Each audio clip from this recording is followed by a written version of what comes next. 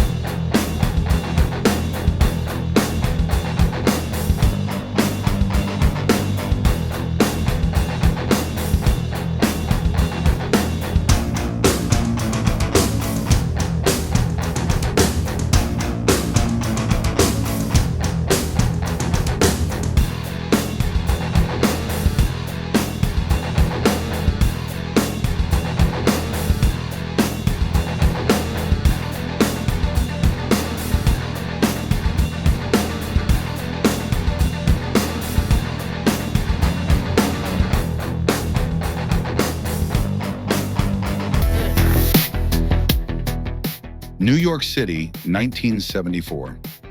The Bronx was unraveling. The NYPD was deep in the Serpico scandal. Youth violence exploded. And the minor league baseball franchise, Hudson Hitmen, had just folded after a heroin scandal involving the team manager. Several teenage bat boys, ballpark workers, and even some players, like the enigmatic Slug, were left angry, broke, and adrift. Slug, once a shortstop with a shot at the majors, watched his dreams vanish when the league collapsed under corruption. Rather than disappear, he turned his heartbreak into fury. Inspired by glam rock aesthetics, Kiss posters, and the raw fury of early punk, he painted his face like a warrior and formed a crew of former players, misfits, and twisted artists. By 1976, the Furies were born. Code of the Furies: no speech during ops, no guns, only bats. Uniformity, precision, theatricality. They became something else. Not just a gang, a performance, a threat, a walking hallucination.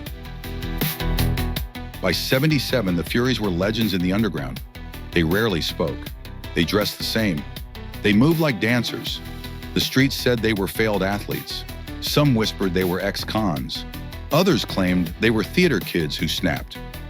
The truth? A mix of all three. Their influence? They were inspired by kabuki theater, silent films, and New York punk scene, CBGB regulars. Face paint became ritualistic, a mask to bury trauma and fear.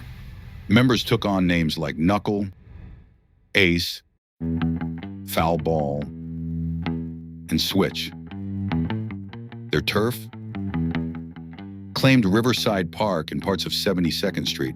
Known for eerie appearances, popping up at games, protests, even funerals. Carried bats like holy relics. They didn't run the streets, they haunted them. But as their influence grew, so did tension with traditional gangs, like the Turnbull ACs and the Boppers, who saw the Furies as performance art, not power. In 1978, Slug made his first and only known statement: "You laugh because you think it's theater. We swing bats. The show's real." Van Cortlandt Park, 1979. When Cyrus called the summit, the Furies were the only gang to arrive early. They stood in formation, no words. Their presence was enough. Cyrus respected them, saw them as enforcers of discipline. He called Slug a true believer of order. He even hinted at naming them part of the new law system post-unification. But then, the bullet came. The dream died. Chaos erupted. The Furies didn't scatter. They waited for the word. When it never came, they went rogue. And when the Warriors ran through Riverside, the Furies struck. Slug's philosophy was clear. Unity failed, Now we swing alone. The Warriors escaped, but the myth of the Furies only grew. By 1980, Slug vanished. Rumors say he left New York. Others claim he was killed in a street duel with a gang in Queens.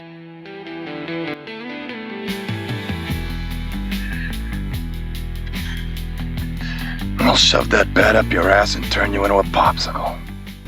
The Baseball Furies weren't just a gang. They were a myth, a message, a performance piece soaked in violence and silence. And long after the war, their legend still echoes through the streets.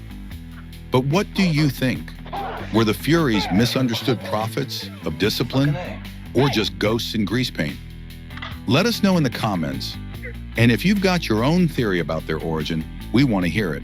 This is Real Reelz, where alternate timelines, deep dives, and the lost stories of pop culture come back to life. So if you ride with the street-level truth and cinematic what-ifs, hit like, subscribe, and share this with somebody who knows the streets talk. Tell a friend to tell a friend. The Warriors aren't done yet.